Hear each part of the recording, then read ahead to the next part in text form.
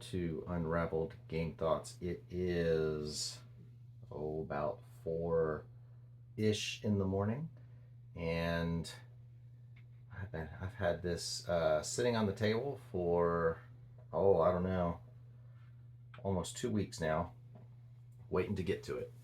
Um, Holidays and family activities and various things have sort of had me staring at this without actually being able to play it for a while.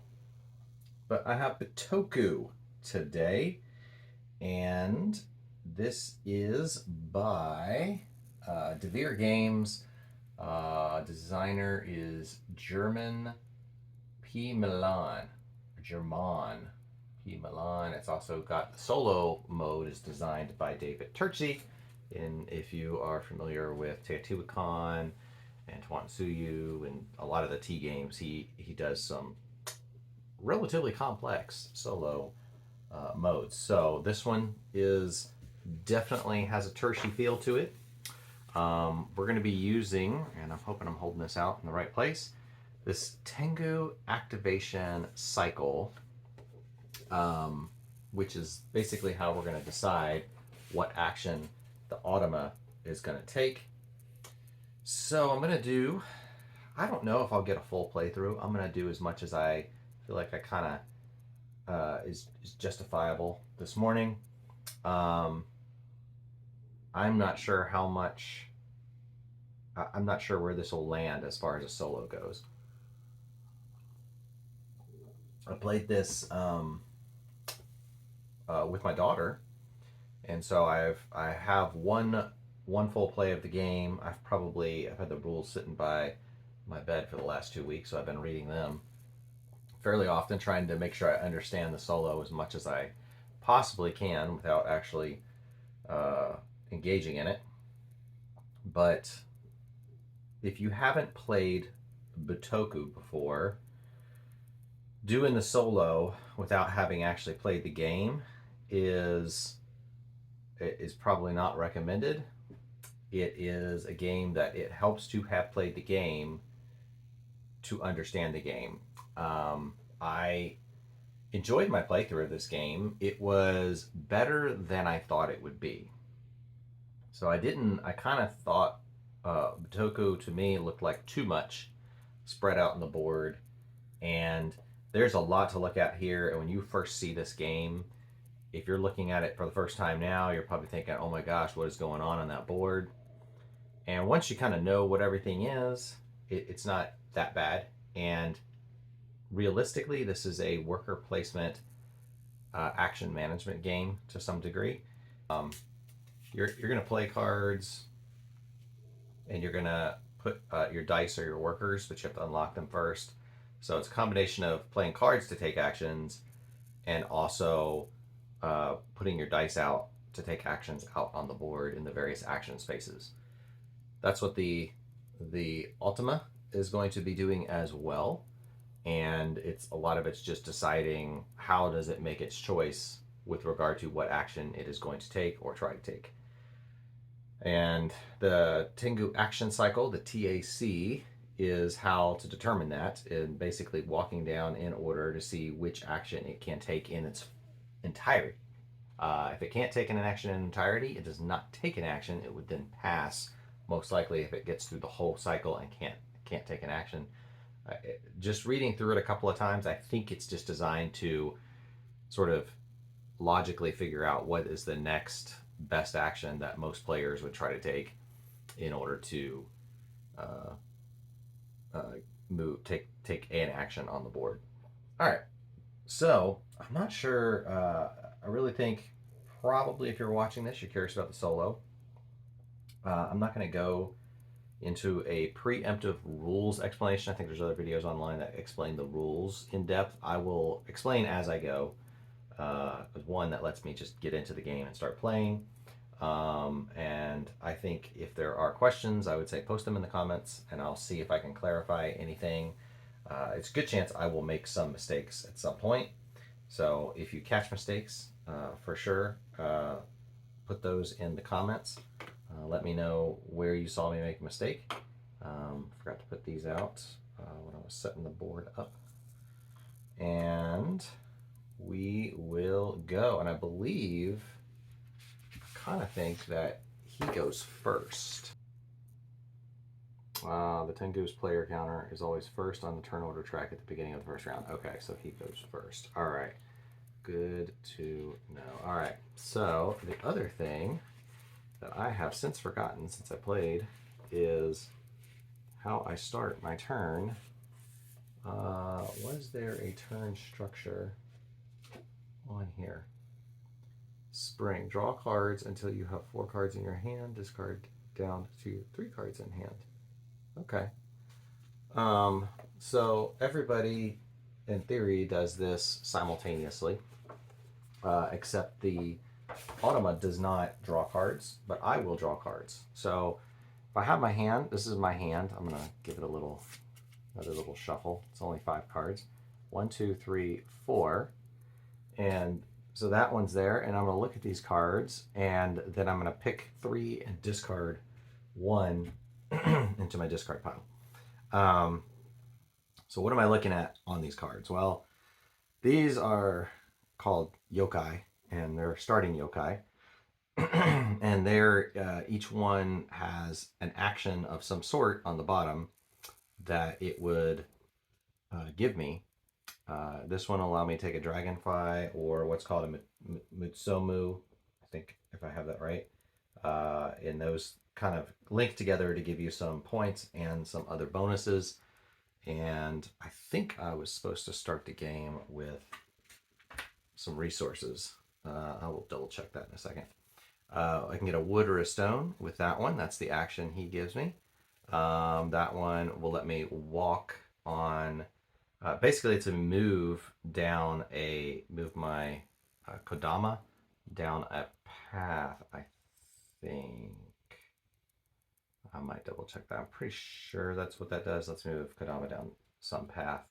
The number I go depends on how many. It might also be putting a pilgrim on a journey. I gotta double check that. And then we can get a jade or a sake with the kitsune. So I gotta decide which of these. I'm pretty sure the kappa is the one I don't really need to use at this point. Let me double check that action. Unfortunately, they have a rather large player aid. I think there's only one. Oh, it might be 2. I've got stuff in the box still that I put back in there. Didn't need. Obtain 1 movement point. That is page 18 in the rule book. So let's see what the movement is. And make sure I'm moving the right thing. And I don't want to do the whole game and do the wrong thing. Paths of Wisdom. It's part of the journey. Okay, so this is how the pilgrims can start on a journey. You can place them on any of the paths of wisdom that you wish to follow, depending on the number of players. Gate space. Okay. Yeah. So that is involving, you take those little the pilgrims, these little egg looking shaped things, and if you have an awake one, you can start him on a path beginning on either side of the bridge, and then they can move down this path, and they can end up in these places that give them some in-game bonus points and some sometimes some other things. I also meant to double check what my starting resources are. Okay, so 1 random dragonfly. So we get a dragonfly. I'm going to assume it does not give me anything from it off the top. 1 random vision card. From the deck, do I have a vision card? So these are in-game bonus points. So I'm getting 1 vision card. Basically at the end of the game, if I have 2 dragonfly connected with Mitsumu Spirit, and I have at least 1 of the Bitoku, which are the the cards that are underneath the yokai cards there, and I have 1 crystal, then I can get 6 victory points at the end of the game. It is 2 victory point loss if I don't get it. So we'll put my card up there, just kind of out of the way. Probably will be under the picture. Probably be under my photo, so you probably won't be able to see it. But that is where we will put it for now. We've got the 5 starting yokai of my color. We've shuffled them. 1 wood, 1 jade, and 1+1 amulet. So I got the amulet. We need a wood and we need a jade. That is our starting resource. Leave. And the Iwakawa rock you received in the leftmost space in your player board. So I was supposed to receive an Iwakawa rock, which I would have put here. Let me grab this rock and I'll try to hold it up. So essentially this is looking for these 2 types of buildings, and I can get a number of victory points at the end of the game based on how many pairs of those buildings I have built, influenced per se, during the game. I forget if I know how I built a building versus the Automa and other players. Or maybe it's just the number that are on the board. It's not that I built them. It's just that they're on the board. I'll have to double check that when I get to end game scoring, if I get that far. All right. Woo, we're set up. All right, so now we start looking through the Tengu action cycle, and I would say one of my things that I think would have been nice for this game is to have kind of like a player card, but for the solo, because this instruction book is fairly large and it's not easy to just hold and manipulate. So having a card that has the action cycle on it would have been nice, just for the sake of a little something easier to reference. So I'm not at any crossings, which is A, and then I go to B. And I also, I have to pick which one of these. I have to do the will of the Tengu. So our lowest die is a 4, which means this is going to be our active card in the center here. Basically, it's 1, 2, 3, 4, 5, 6 to determine what the active card is. So this is our active card. And if we have no unlocked dice, but at least 1 locked die, the attitude is inactive. So right now his attitude is inactive. That's fine. That's good. And the active Tengu card is in the leftmost position in the card row. Well, it wasn't. The active one was in the center. So we're going to skip that one because that's not what we're doing. Location. He doesn't have an unlocked die for C, so we can't do that. He has at least 1 locked die and has the associated resource, or the card shows no associated resource. So he has the associated resource of Saki on his card. And so on the cards, to get into a little bit of these, so there's the picture on the bottom is kind of a location. And then the associated resource is Saki right now. So he could either gain, receive it, pay it, whatever, it depends on what section of the cycle he ends up picking. The top shows the kind of, he would go after a yokai card. If that was the part of the action that got selected, it could reference that, and then he would go after the card that kind of matched whatever his stones were indicating. If there was one available, he would go after it. But and then that's a Mitutsu spirit at the bottom. So I'm just trying to decide which of these actions he's going to take based on what criteria he meets. He has a locked die and he has this associated resource. So he would unlock 1 die and spend the associated resource. So he's going to spend that. I believe he always unlocks his die left to right. I'm just going to play it that way for now. Um,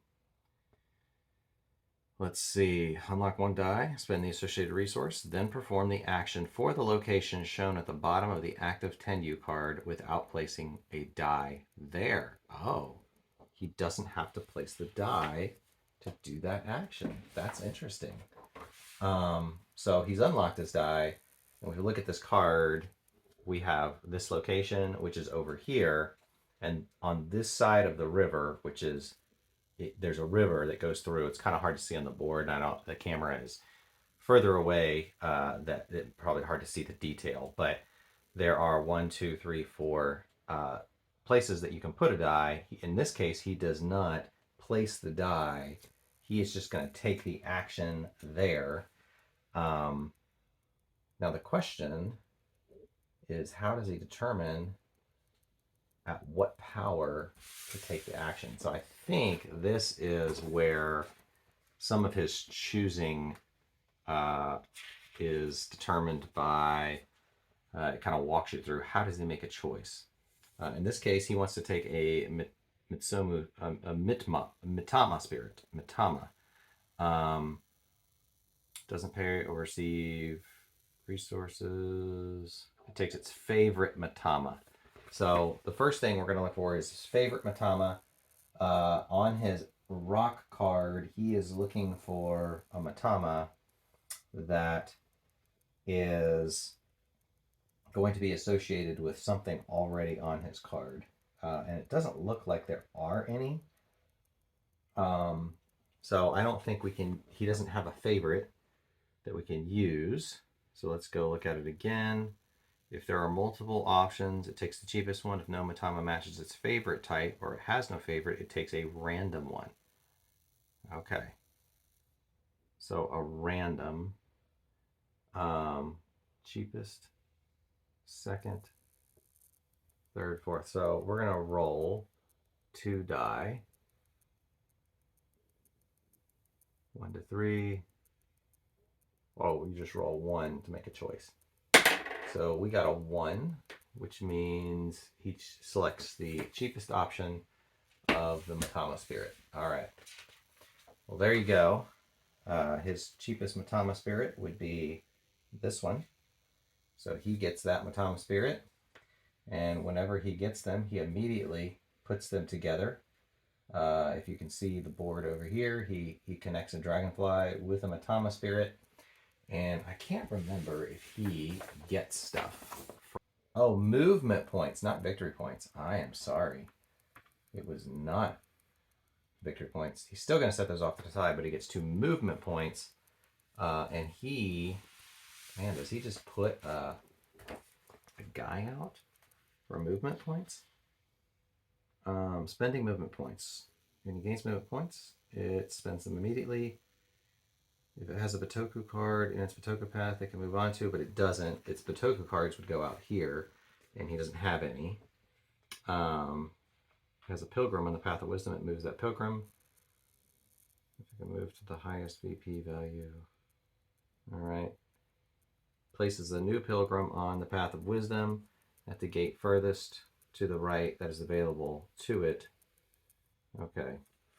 So he is going to place a Pilgrim furthest to the right, right?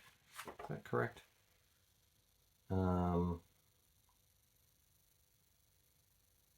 At the gate furthest to the right. Depending on which gate is already reached. Okay. Well, I think these are the gates. And is the path? It looks like the path comes from here. And these go up as it goes that way. So I'm going to guess that we start here, and then he's going to go 1 space because he had 2 movement points. So we're going to go with that. There's probably some aspect of that I'm not quite getting right, but I'm going to go with that for now. All right, so that is turn 1 for the Automa.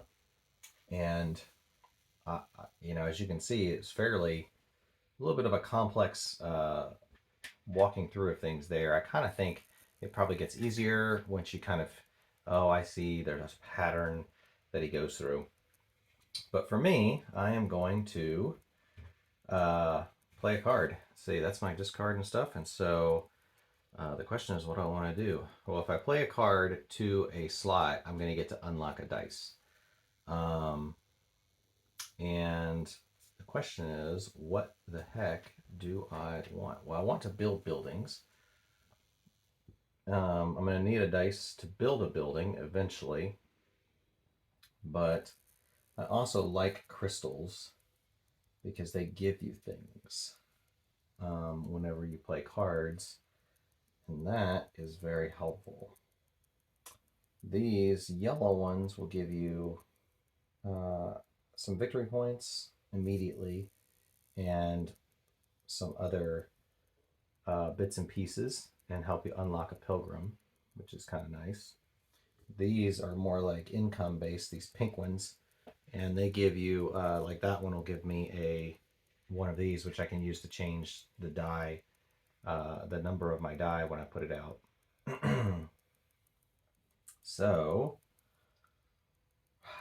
this is a tough choice, is figuring out what's going to be the best path. This is one of those games where trying to figure out what direction do I go. I kind of know I want to get buildings. That's going to be helpful. I know eventually I want to get some a Bitoku for sure.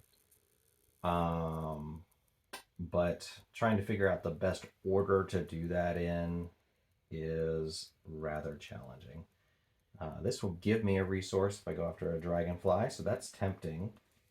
And I'm going to get to move a Kadama 2 spaces, which is not bad. That can give me some benefits, which I think I actually get that later. I hope my camera did not turn off. I'd be very not happy with that. No, I think it was some kind of a alert in my phone. All right. So let's see. Yeah, I'm gonna go for the dragonfly. I'm gonna unlock this die, and I'll go ahead and grab this dragonfly and put it in my deal here. Started with 1 dragonfly, so I need to get a Thomas Spirit to combine with that dragonfly to help me out. But that will give me a resource when I do that. So I'm gonna go ahead and grab something I don't have. What am I going to have to do to pay for houses? Buildings, I think you need wood, so maybe I'll grab a wood. I honestly can't recall how you build a building. So that is my turn, and then we're going to go to the Automa action cycle, or the Tengu action cycle. All right, so now he is at a location. Okay, so we have to first, oh, and that's right, we have to discard that. We slide those over, and we put another card out at the end of his turn. Then we have to decide which card is the one he wants. The lowest die is 3, so he wants the middle card again. And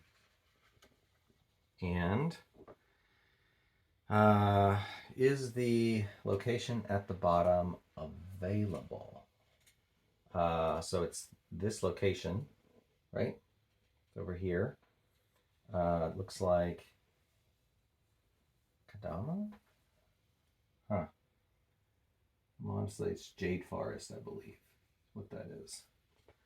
So, it is available. He has an unlocked dice though.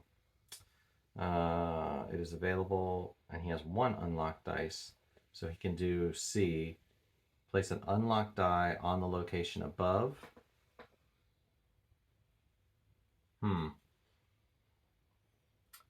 The Jade Forest. Is that... Oh, I looked at the wrong location. It's this one. So it is available. He can put the unlocked die on that location. Advance the Tengo's Kodama in that region one space and perform the corresponding action. So he's going to move his Kodama one space. Voila. And he is going to take the corresponding action, which is 2 movement points.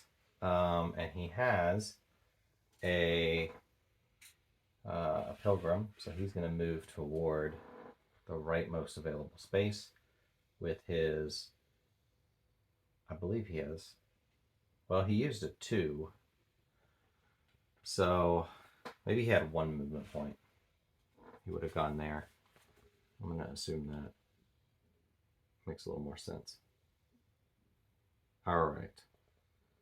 Okay, well that was actually a relatively easy turn for the Tama there. Or what is he called? The Tengu. The Tengu. All right, so now it is my turn. Now I have an unlocked dice, so I can actually go to a place if I want to. The question is, do I want to go to a place with my die? It's a number 3 die. I could go after a Bitoku rather quickly. That wouldn't be too bad. I like that Bitoku over there. And I like the idea of building buildings.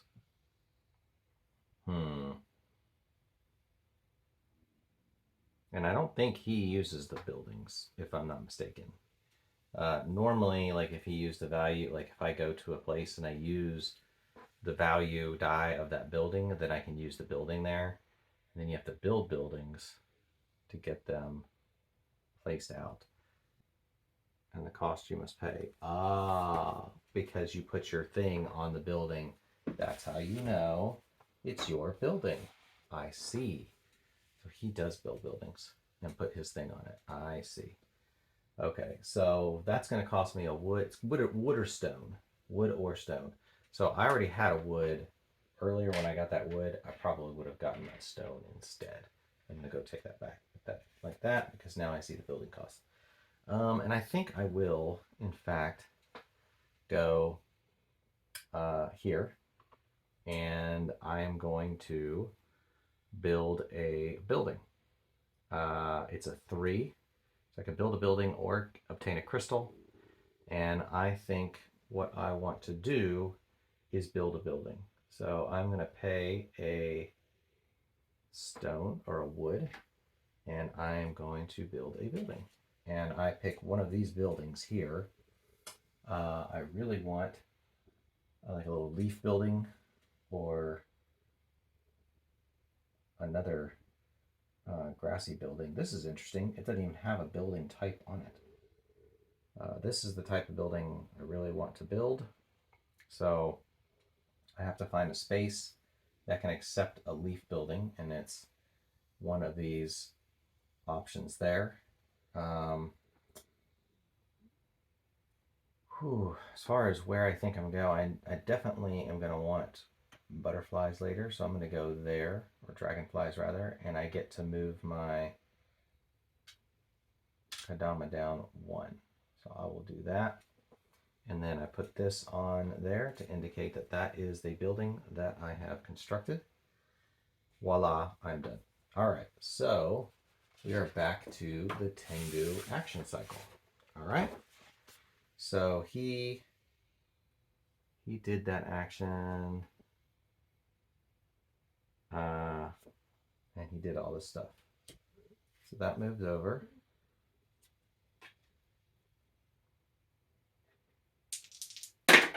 Roll the die. 2. So this is going to be his card. All right. And now he is not at a contested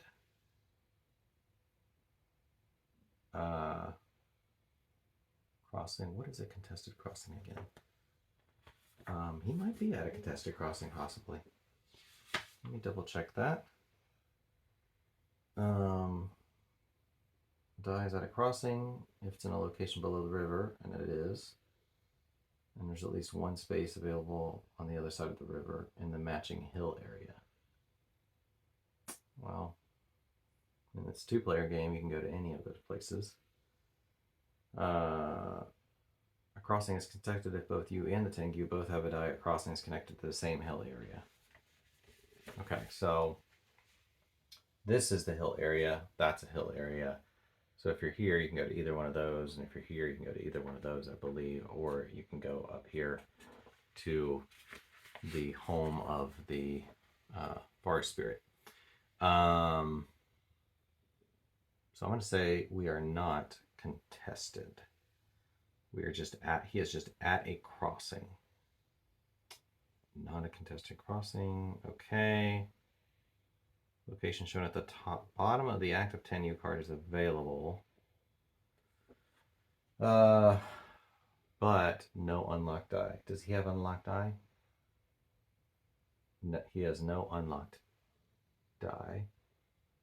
Inactive. And it is the leftmost card. Oh, okay.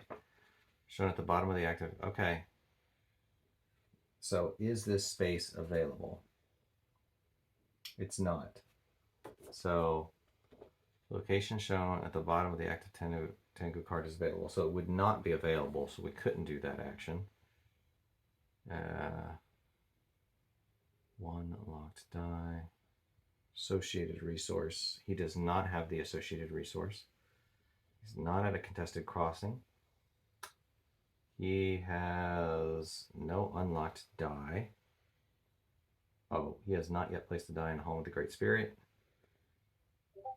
In the second highest space in the home of the Great Spirit. Okay. Advance to Tengu's Kodama in that region one space. So I think he would cross the river to go to the second highest space and then move Kodama down one.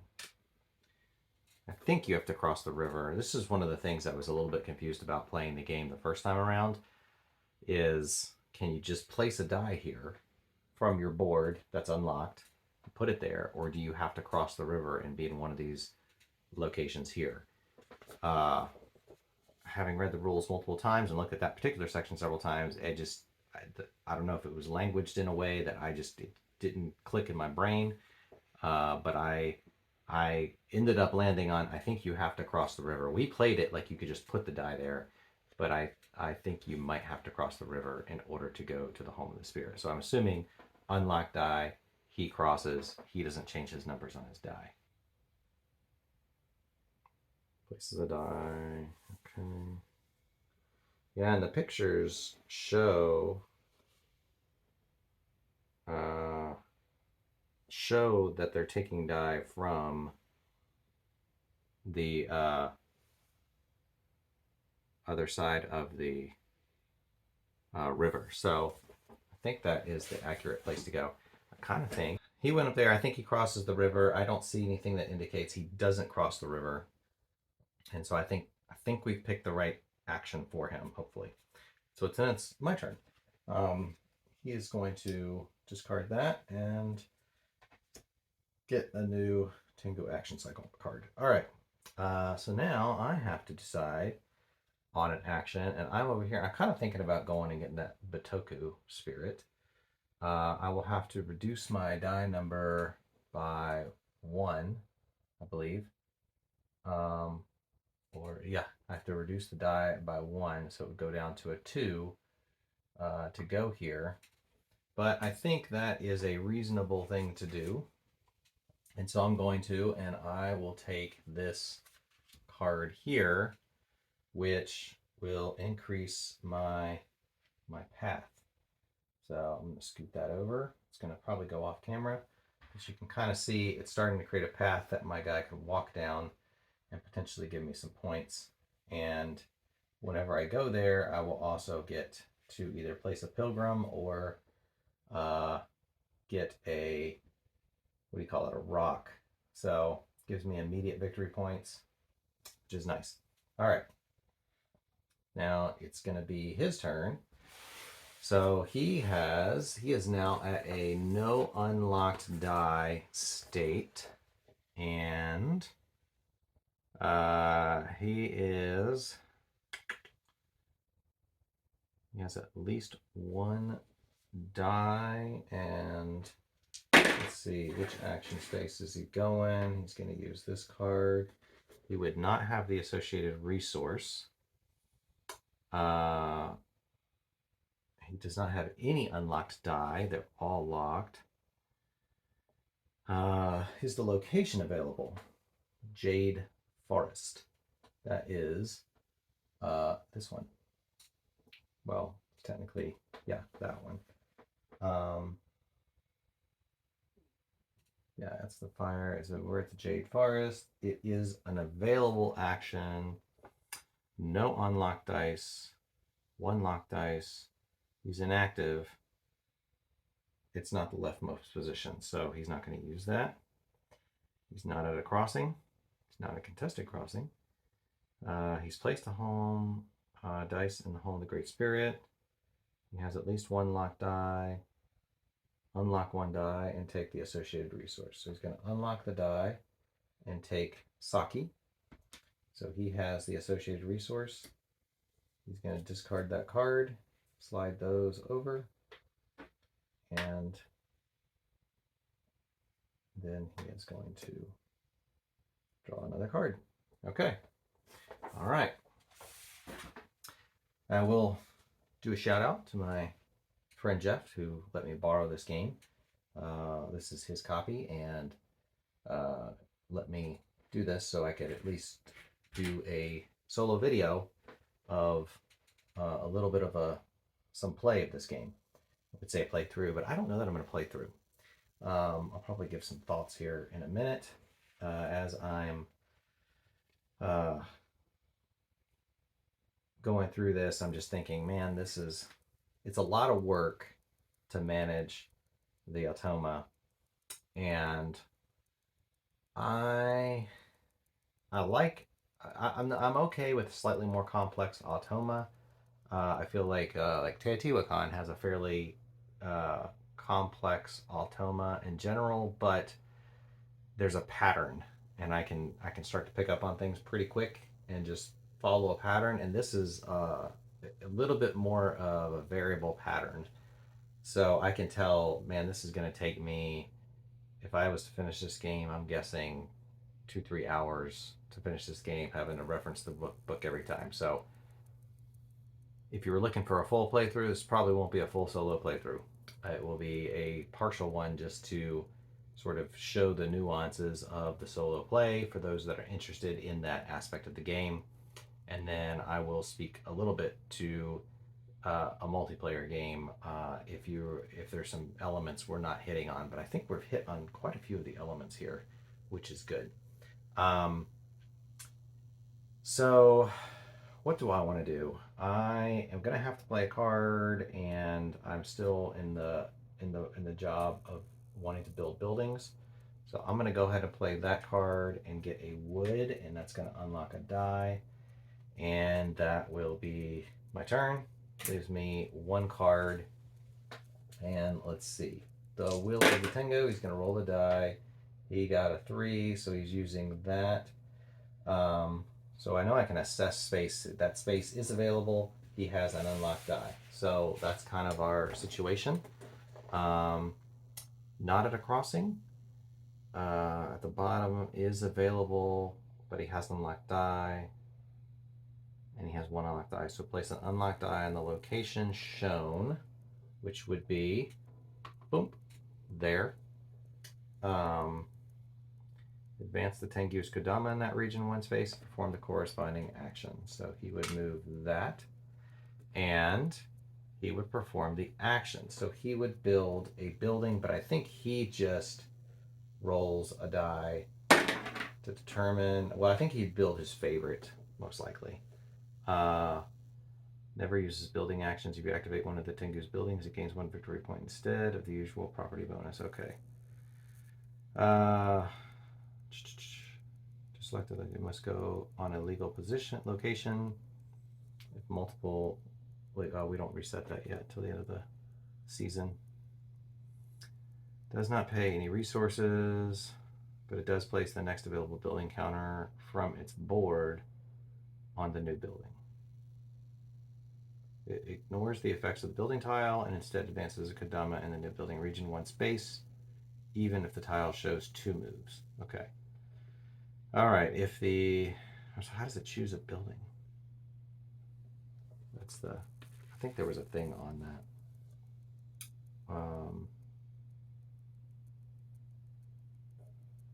Favorites. It doesn't have a building on its card, so it's gotta make a choice here somehow. Favorite building. If there are multiple buildings that match its favorite type, it chooses the innermost one. If none of the buildings match favorite type or has no favorite, it takes a random one. Random. All right, so we'll roll a die. We got a 1, so he takes the innermost one, and it is a water building. He'll put that there and put that on top of it. So now he has that lovely building. All right.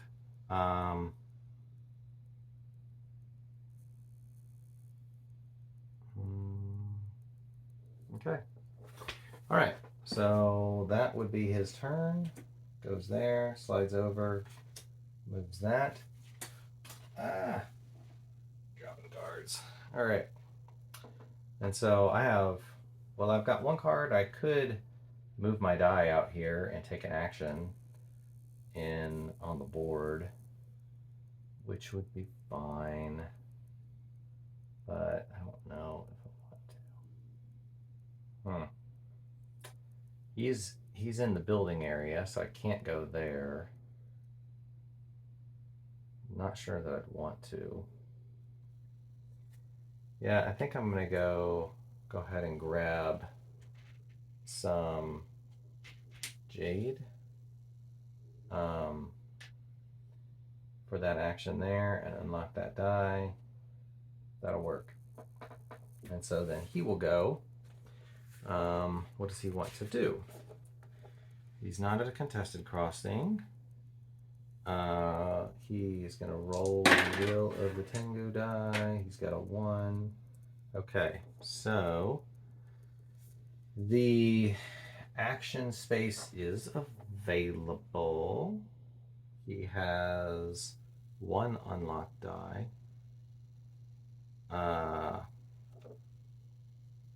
So that's not going to work. The location shown at the bottom is available, and he has at least 1 unlocked die. Oh, he doesn't have an unlocked die here.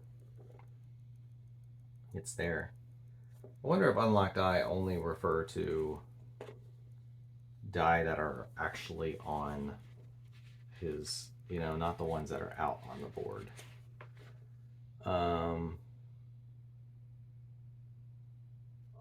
Choose randomly.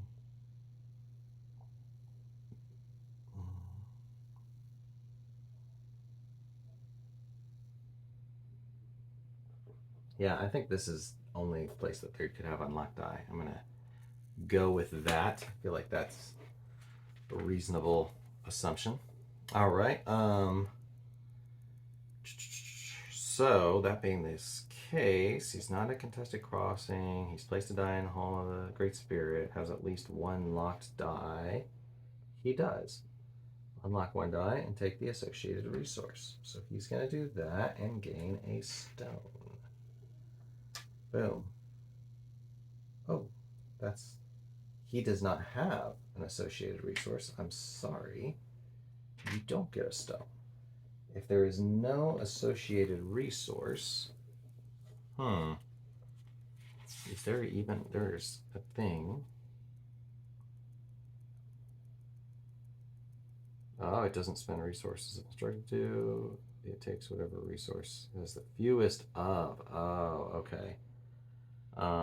Wood, jade, stone, sake. So he gets a jade because it doesn't show an associated resource. He gets that. Okay, so we'll do that. Boom. All right. So it's my turn. I've got all my die unlocked. Whew. I think I am going to. Oh. Excuse me. What do we want to do? I kind of want a Matama Spirit. That would be quite good. I think I'm going to pay my thing to upgrade this die from a 2 to a 3 and place it there. And I'm going to, since I'm getting a 3 action, I'm going to get a 2 spot back because I'm using this house here. And I am going to, it's a 3, so I get a Matama Spirit for 1 less resource that would normally cost to pay. It would cost a Saki. So I'm going to get to, I think that's right, pay 1 less resource. So I'm going to pay 1 less Saki to gain that and put that there, and I can immediately combine. So that will immediately either give me one of these amulets, or it will give me a move on my Kadama in that region. So I'm going to move my Kadama, and then I will combine one of my butterflies here. And I like the one that gives me a crystal at 2 less resources than normal. So this costs 2 resources. I'm going to take that crystal. It would cost 2 less than normal, and I am going to place it on my board here. And then I have a pilgrim that I can use should I choose to use it. Fantastic. And that's my turn. I think that's all the things. Yeah. No immediate victory points for combining that. I do get 1 victory point for grabbing that particular one, so that's good. All right. So he is going to go, and what is he going to do here? Let's see. He has an unlocked die.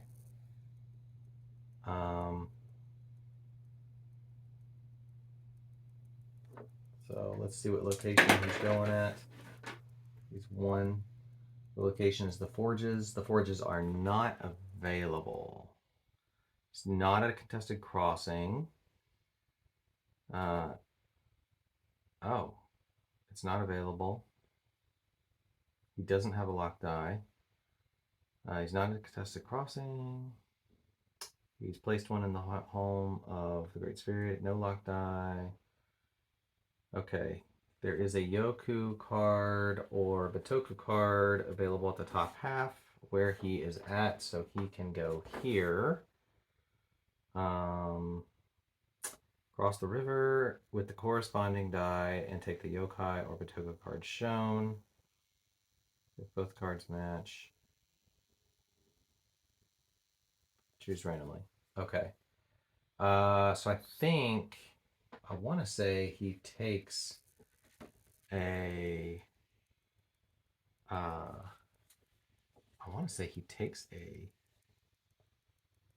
yokai or a Bitoku before he takes anything else. I am 90% sure he does. Because Bitoku will help get down the path and score more victory points. So I am going to have him take that. That's going to be better for him, and then he'll try to get different ones down the road. So he's going to take that. That's going to go there. That's going to go there. All right, and then it's my turn. I have 1 die. I am going to use this. Oh, I may not want to use that because I could cross the river here.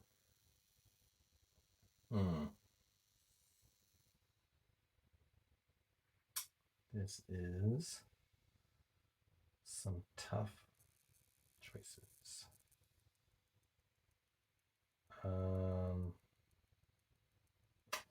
That's an awful good one. I'm going to go and grab this Bitoku because I can move his guy backwards later on. Um, unfortunately, it's the same Bitoku type, and you want different types. So I'm actually, and I kind of think there's some rule where you're not allowed to move the Automa back on the track. I could be wrong about that, but I know you want different Bitoku types. So I'm going to go ahead and take that Bitoku. And then that's my turn, so I have to roll that back to a 2. That's okay. All right, so let's see where he is in the action cycle here. We're going to roll his will die. And let's see. Is the action available? It is. No unlocked die, but at least one locked. Well, he's got no. They're all unlocked. It is available an unlocked die. Kodama in that region, one space, and perform the corresponding action. So he has a die. He can put it there and do the corresponding action in the region.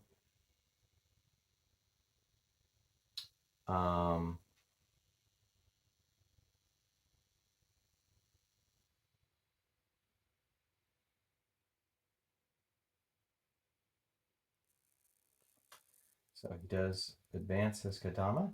And what is the other thing he does? The thing he does. He's going to get a Dragonfly or a Matama. It says Dragonfly, so he's going to grab this Dragonfly. It goes there. All right. And I don't think he gets anything in particular for getting a Dragonfly, if I'm not mistaken. Yeah.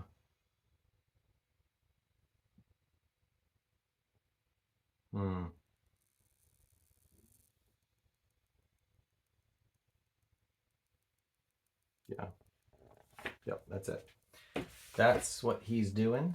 And then it is my turn. And now I am definitely going to pay that amulet and bump this to a 3. And I can put this out on the board and do something. Well, I want to build buildings. So we're going to go there. And I have buildings here that can go into any spot. So what does that symbol mean? That could be a very cool symbol.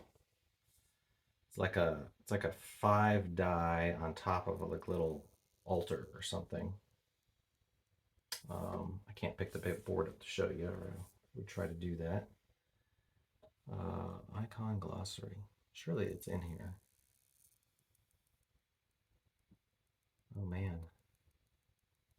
Oh, there it is. Unlock 1 yokai die on your player board. Okay. It's kind of interesting. Let you unlock a die before you play the card. And that, I think, is to draw a card.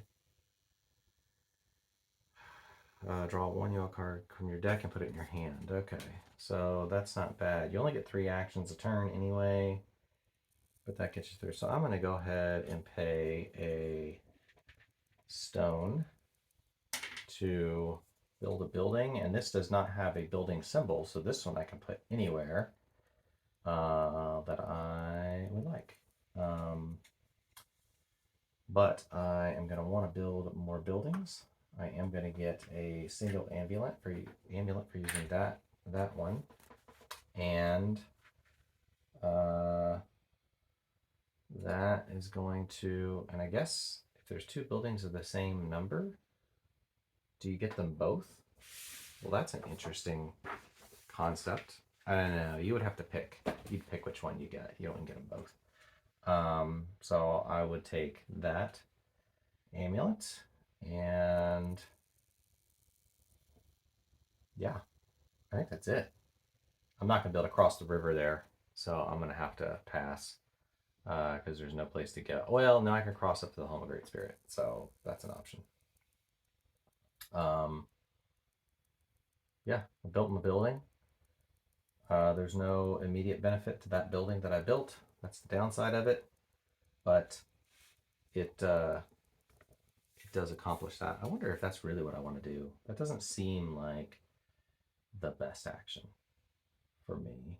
I'm a Tomo Spirit. That would cost me a resource. Um, yeah, I don't think I like. I don't think I like that. I think I'm gonna leave that building there. I think I'm gonna pull my guy back and get my stone back. I don't like that building of a building action. That's not cool. Do I want resources, or I can't go get a dragonfly because he's there? Um, man, I do like that spirit there. But then if I go there, I'm going to contested crossing. I'm probably not going to get there. So probably anywhere I go, I'm going to end up back up here anyway. So that might not matter.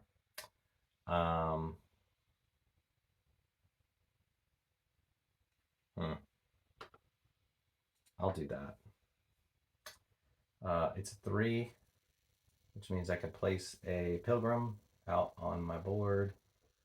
I will place it here for some extra in-game points.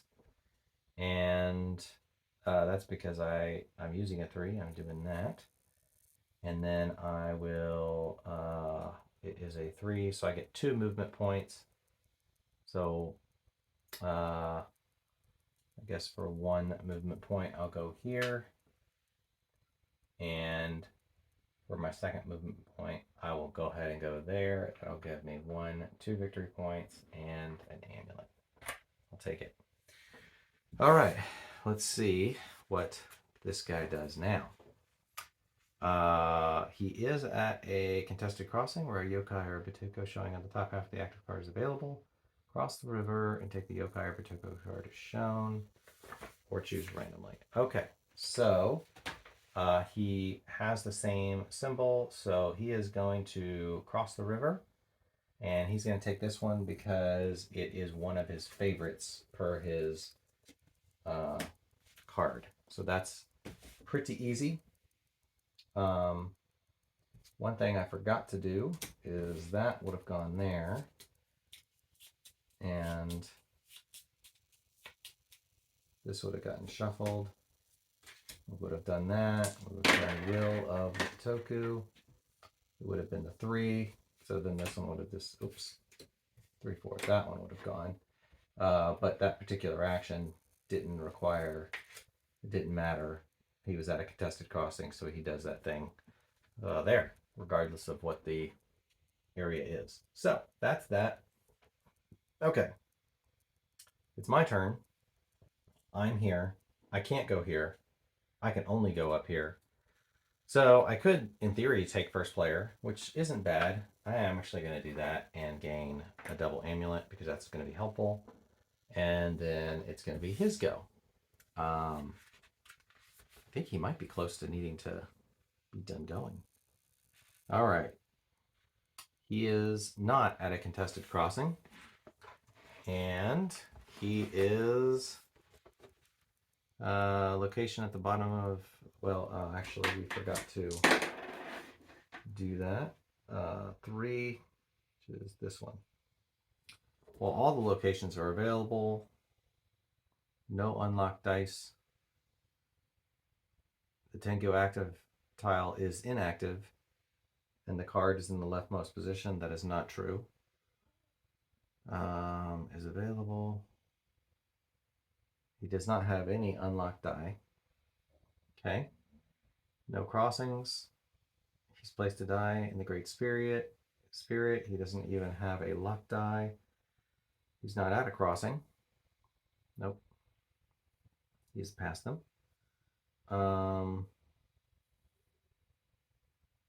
It is available.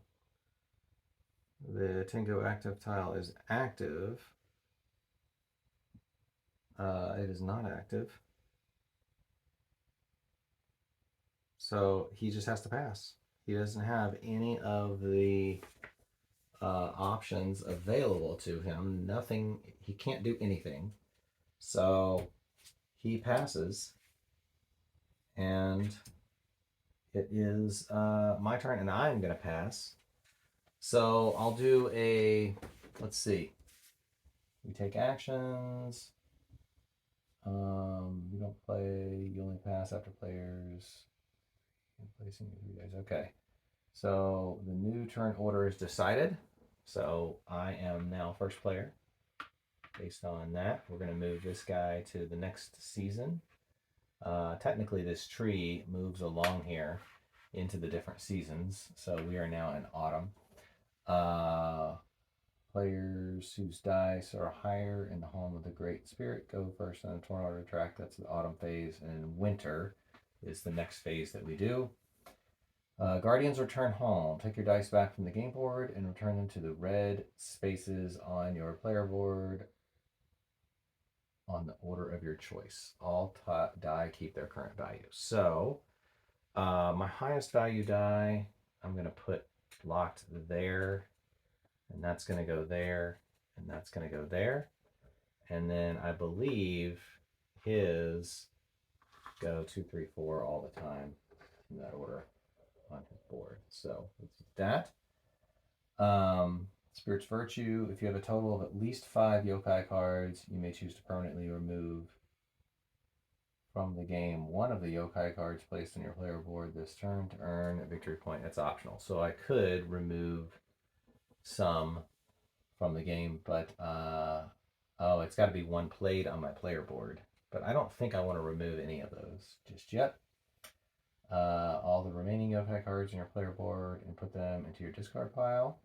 Keep any yokai cards in your hand for the rest of for the next round. Okay, but I don't have any, so these are going to go to my discard pile as such. All right. Advance the Great Spirit. We've already done that one step, and prepare the game for the next round. Okay, so then in the spring, summon the yokai, draw cards until you have 4 cards in your hand, and discard down to 3. Reap the fruits, collect the rewards indicated in the dream crystals purple on your player board. I didn't have any purple dream crystals. The other thing that also happens is these would be discarded. And so the between round maintenance is we would draw then all of these to fill those up. We would discard the houses. And so what this ends up being is kind of a, you end up with new tiles, and the tiles themselves end up being a sort of timer for the game, because you discard all the ones that were there and you draw new ones. So you get a little bit of variability in the game that way. That's pretty easy to manage as far as that goes. We'd also draw new cards up there, but I'm going to stop after one round. There are 4 rounds in the game, so every round would kind of rinse and repeat that way. With the Tengu taking its actions, and in a multiplayer game, that's the structure of a round. For all intents and purposes in a multiplayer, that it's the same. You're gonna kind of rinse and repeat. You're going after these Bitoku cards. They get drawn from up there, so you have those, and they form a path over here that when you use movement points, you can move down the path, and then you can get the associated bonuses. And at the end of the game, or actually this one gives you victory points right away, depending on where you move down the path. You can also use movement points to move your guys or place a guy up there, Pilgrim. And those have various victory points that are scored when you get to the kind of the final landing spaces. You have points associated with these stones that you place on your board. They come from here whenever you obtain them, and they go on your board, and there's various cards in the game that can give you the option of getting one of those stones. I did not draw one myself. In fact, I don't have any in my hand, but There are, I thought I saw one somewhere. This house here lets you take a stone. So you have some options in the game for getting that. I probably, if I had thought about it, might have gone there my last turn last time and gotten one of these stones. That wouldn't have been bad because these don't reset. There's only 5 in the whole game. And once they're gone, they're gone. Um, the dragonflies and matama spirits, I kind of already showed how they connect, and the symbols on them can sometimes score victory points, particularly the matama spirit ones. And the cards, the yokai cards, so they become more action cards in your hand that you can use, and the symbols at the top, based on your stones, will sometimes score you more points.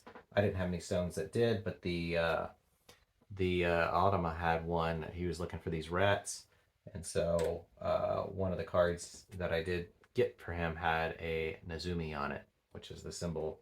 That was the symbol for Nezumi's little rat head. And then you can score some points for these Kadamas by having yours the furthest down the track compared to the others. We have an extra person on there, or a neutral player. Kind of makes us have to pass him to get points. But if you are basically, you score points based on what position you come in. I think it's just first and second in a 2-player game. And 6 for first. That one's 5. That one's 5. That one's 4. So those are, excuse me, randomly put out at the beginning of the game. Oh, and there's another 4 right there. Um, so it's a lot of point salad in this game. It's it's not bad. It's not a bad game. I don't really, I would not rank the solo terribly high. Not because it's a bad solo. It's actually like, I'm surprised that it works. It's pretty creative. Like, the work Terzi put into making this solo is impressive. So I'm impressed by the solo because there's a lot of complexity and there's a lot to think through on how does or should the automa take its turn and make its moves, and that's well thought out. However, I like games where the solo is a lot easier to run. Flip a card, do a thing, done. I get to take my turn, and I like spending most of my time kind of thinking through what do I want to do on my turn. So that is one of the negatives, I would say, to this particular game as a solo experience. I do like the crunchy, a little bit of the crunchy thinking that you have to do in your turn, but it's not. I would not call it compelling. Um, the What I have to think through with regard to, do I play a card, do I move a die, it's not quite enough thinkiness for me to make me want to deal with the overhead of the automa. It's not worth it to me at the end of the game, end of the day. Um, and if this was a game that was much more engaging, I'd probably go ahead and finish all 4 rounds. But I don't find this one to be quite as engaging. I'm trying to think of kind of put a finger on why. I think part of it is sort of the point salad. It's hard to see the end game. Like, I know I could go after the buildings and kind of really focus on that and maybe uh, do that, but I know I have to do my path here a little bit. Um, and I remember when Taryn and I played, we did different things. We went different directions with our choices, and at the end of the game, we had very close scores. I can't remember who won. I think I won, but it was a fairly close score. It wasn't that far apart, and it's uh it's a lot of and my impression was a lot of battling out for little points here and there, and then ultimately it seems like there's so many things going on, um, and not terribly complex things. So, not to say that it's hard to play, but enough going on that it is hard to see where the little, like, the nuances of points might be throughout the game.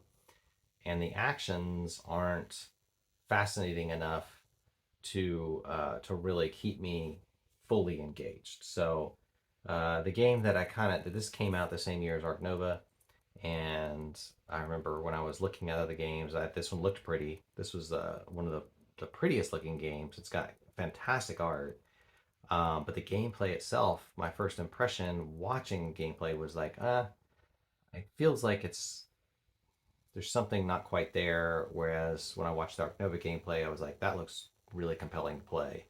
And obviously, there's some taste, differences there. Some people might prefer this more nuanced action selection, lots of different things, point salady sort of approach. But for me personally, this one's it's okay. I would much rather play it multiplayer than I would solo, and I wouldn't mind playing it multiplayer. Actually, I think it would be a fun game multiplayer. When I've seen it played, it seems like there's a lot of downtime between turns because there is a lot of things to choose from when you're deciding what to do in your turn. And this one seems a little bit prone to AP. I tend to be a player that when I'm playing a game, I like to just enjoy the gameplay and kind of see what happens.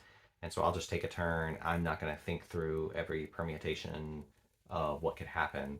Um, which also means I probably lose more games. But it's more fun for me that way. So this is a game where I would probably find myself not wanting to play it too often if I was playing with folks that tended to take long turns because there is a lot of downtime between turns and not a ton of simultaneous play. Board state changes. I mean, you can't put your dice where other people have put their dice, so that's going to impact things. I don't think it's quite as aggressive as what I initially heard, but I could see where this could be played aggressively if you really kind of get into looking at what other people are trying to do and then trying to thwart them and put your die in places where they might be wanting to go. I could see that happening arbitrarily too, because you're just wanting to do something somebody else wants to do, and you have similar goals or something of that nature. Um, but that's kind of my overall thoughts. I'd probably give this you know 7ish, 6.8, 7. Overall, as a solo, a little bit lower. I mean, as a solo, I'd probably say this is in the 5 to 6 range. I would not be compelled to get this out and play it solo. I don't know. I'm not sure how often I would want to do that, but not very often. Um, but again, gorgeous game, very well thought out. Automa. It's I can't fault it for like Turchi did a fantastic. Like that's amazing how well he was able to think through what they automated to do. So from a design perspective, very well designed Automa. Um, I wish it was not so. This is one of those games. There are sometimes games where I think this is not a game that should have had an Automa. It should be just multiplayer, 2 to 4 players. Unfortunately, I know that probably is not going to sell as many games. There's going to be a ton of people that won't even buy the game because it doesn't have a solo, which is that's too bad. Um, because this is probably one that really didn't need the extra time and energy putting into making an Automa, in my opinion. Now, there could be, so there's going to be a flavor of gamer that really likes this sort of how this plays out. And so there's an argument that there might be some people that really want an Automa for something like this because they can't get a group of people to play a game like this. And this does give the experience of playing against another player. So from if you like Automas that it feels like another player you're playing against, this is that. Uh, the catch being you have to kind of read through some stuff that they would have to do, and you got to put in some good time on the overhead for the Automa decision making, the yokai, or yeah, what is it, the Tengu decision making process. So there you go. That is a little taste of Bitoku.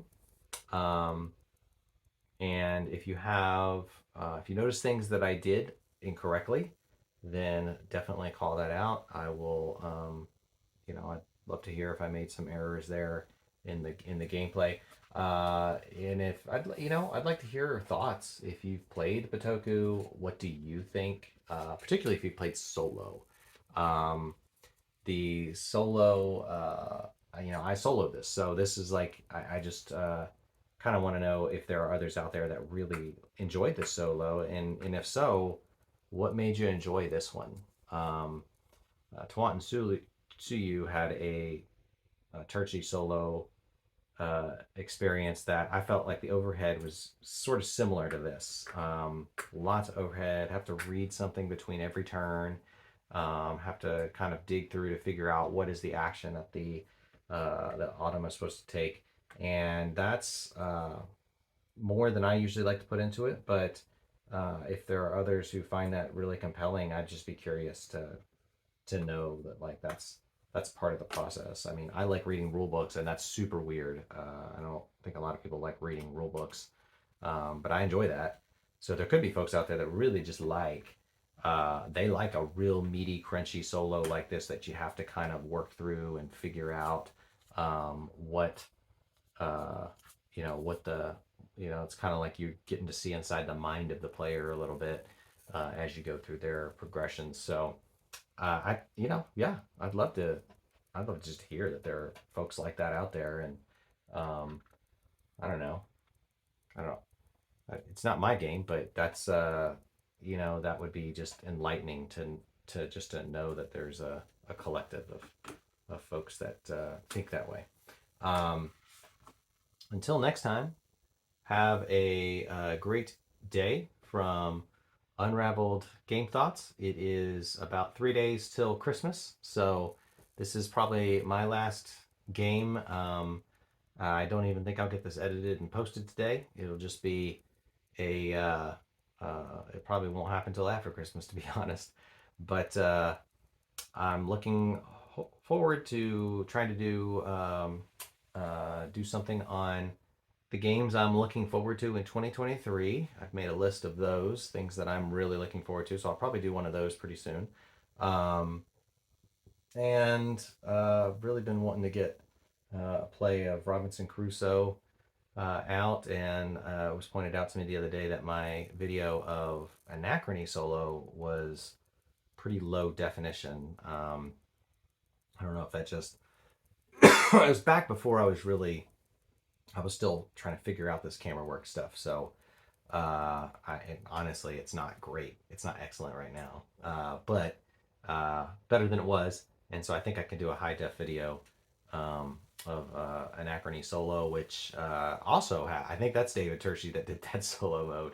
But that one is easier to manage, and the game mechanisms and such, its worker placement, pretty straight out. So a little bit easier, in my opinion, to navigate that. But thanks for joining me. Have a great holiday season.